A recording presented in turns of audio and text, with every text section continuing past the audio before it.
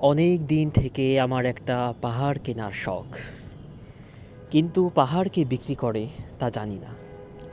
যদি তার দেখা পেতাম, দামের জন্য আটকাতো না। আমার নিজস্ব একটা নদী আছে, সেটা দিয়ে দিতাম পাহাড়টার বদলে। কে না জানে, পাহাড়ের চেয়ে নদীর দামই বেশি। পাহাড় স্থানও, নদী বহমান। তবু আমি নদীর বদলে পাহাড়টাই কিনতাম, কারণ আমি ঠকতে চাই।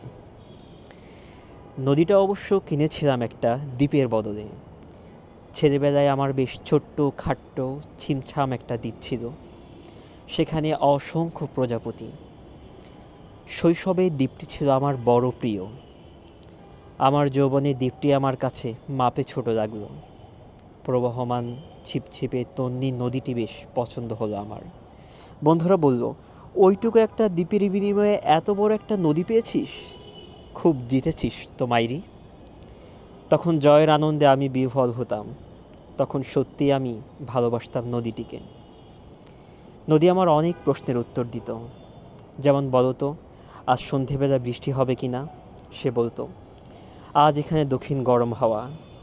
শুধু একটি ছোট্ট দ্বীপে বৃষ্টি, সে কি প্রবল বৃষ্টি, যেন একটা উৎসব। আমি সেই দ্বীপে আর যেতে পারি না।